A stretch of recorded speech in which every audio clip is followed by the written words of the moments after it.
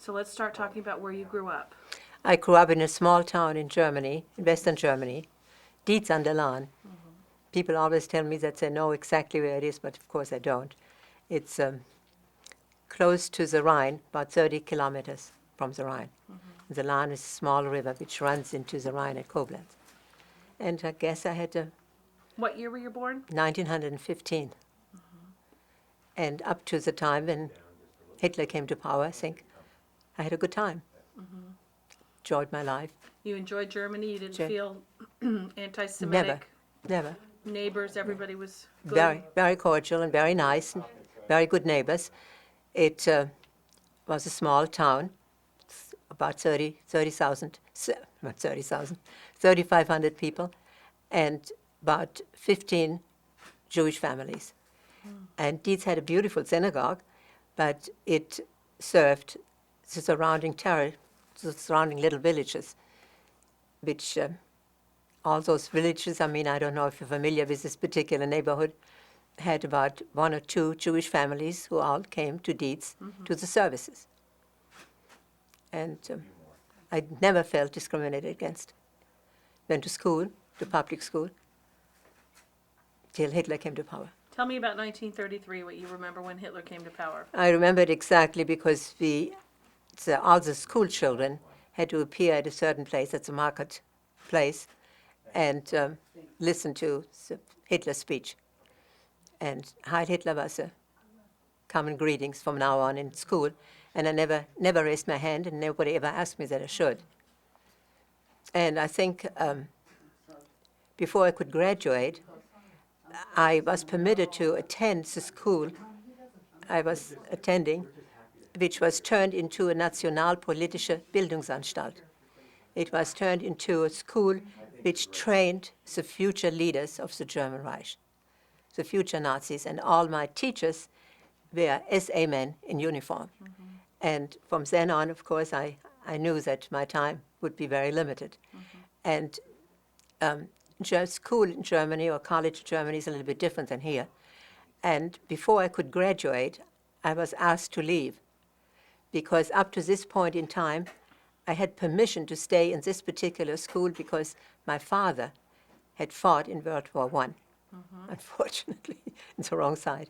So I was asked to leave, and I changed schools, and I was admitted to a school in Limburg an der Lahn, which was owned and run by nuns. Marienschule der armen Dienstmägde Jesu Christi. You want me to translate it?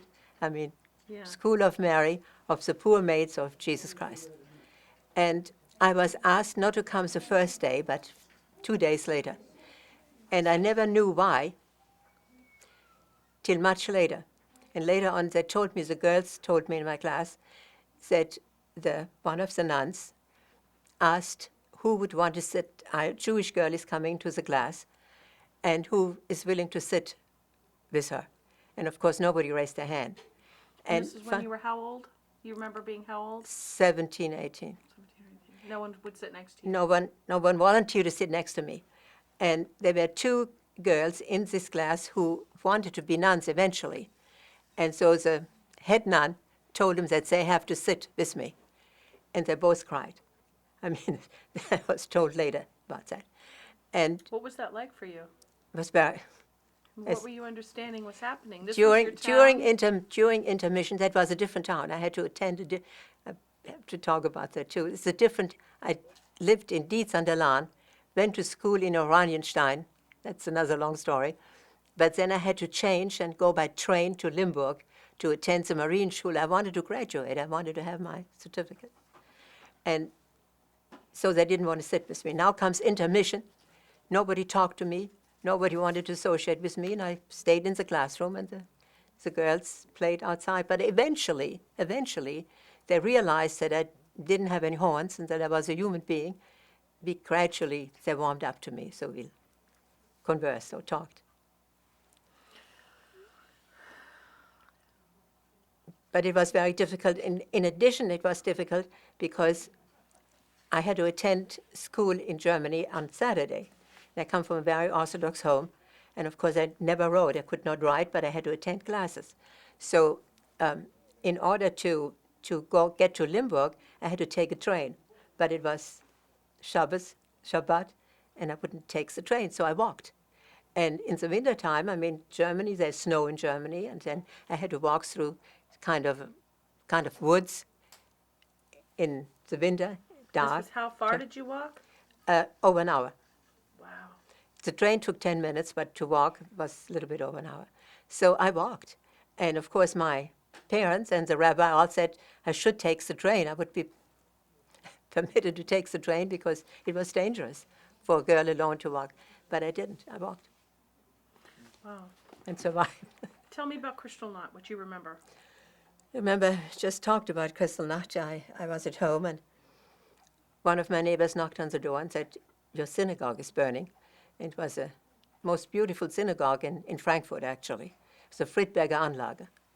My mother had a painting of the synagogue, the inside, and I unfortunately don't know what happened to it. And so I was standing in a crowd, surrounded by a lot of people who were looking at the burning synagogue, and of course my heart was bleeding when I saw that. And next to me stood a man and a woman. And the man shook his head, I remember that, and said, "It's a shame. This is a house of worship. It's a house of God, and that shouldn't happen." And I know Jewish people, and they're such nice and good people. And the woman next to him turned around and said to him, "They're all no good. And a Jew is a Jew like a herring is a herring." So this is it's fresh in my mind, of course. And then I just mentioned that too. And then Goebbels, listened to Goebbels on the radio. That was the time before television, of course. And I remember that he ended his speeches with saying, there are some people who say, first he said, "Jews, wherever they are, kill them. You can kill them." And then he said, there are some people who say that the Jews are human beings. One shouldn't do that. But he said a Jew is a human being like a flea is an animal. So those are remembrances. You have how many sisters and brothers? I have one sister and one brother, both are deceased, unfortunately. Did they die in the war? No. No. I was the last member of the family in Germany, of my immediate family. I mean, uncles and What about aunts. your parents? Did they in survive Portugal. the war? My parents were in Portugal. My brother had taken out. My brother was traveling in foreign countries for a company, and Portugal had apparently a law that parents of siblings who had residence in Portugal could come to Portugal. So my parents left with the assurance that I had a border number to come to the United States that I would follow shortly thereafter.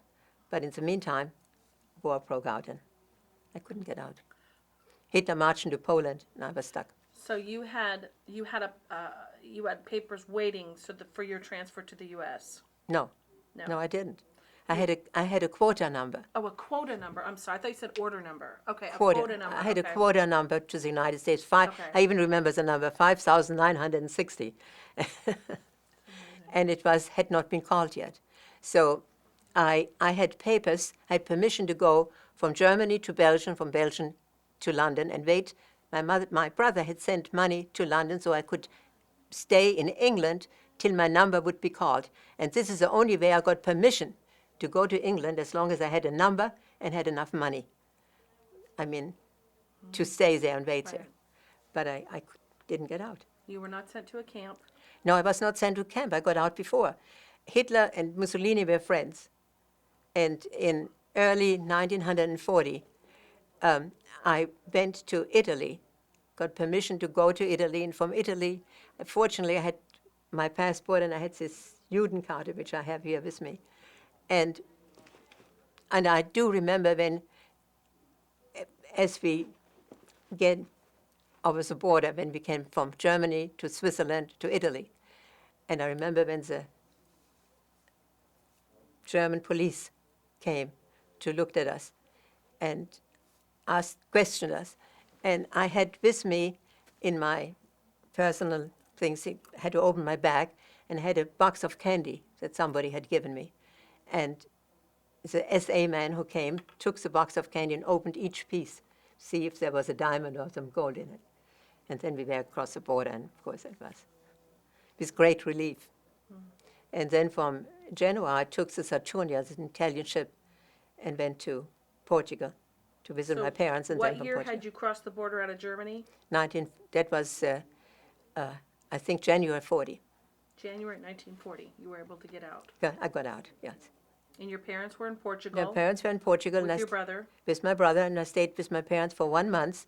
And on the following trip, the Saturnia made the round trip, Italy, Portugal, the United States, and back. And so the next trip, I went with a Saturnia from Portugal to the United States. And on the following year, following trip, the Saturnia was sunk by the English. They took the people, they took the passengers and interned them in Australia. And they were afraid that spies, German spies, would be amongst the passengers. And they sunk the ship. So I would not. How long did you stay in Portugal? You said 1 month? Just months. And then you went to United States. United States. Yes. And what brought you to Tennessee? Well, my husband. My husband had left Germany in 1933. He was a doctor. And he had settled. I mean, he was not my husband at the time. Right. I mean, I didn't know him at the time. And where did you meet him? In New York. He was in the army at the time, and I met him by coincidence in New York. Okay. So you And after the war, he had been practicing in Memphis. He had family in Memphis. Family who had come in the past century already. And so he went. and you stayed in New York for how long? In New York for, let me think, year and a half. And then from there you went to Memphis. Memphis? No, Springfield, Missouri. My husband was stationed in Springfield, Missouri. He was in the army at the time. Okay. And he went overseas, and I went back to my parents who lived in New York at the time, who had moved to New York or come to New York. And I went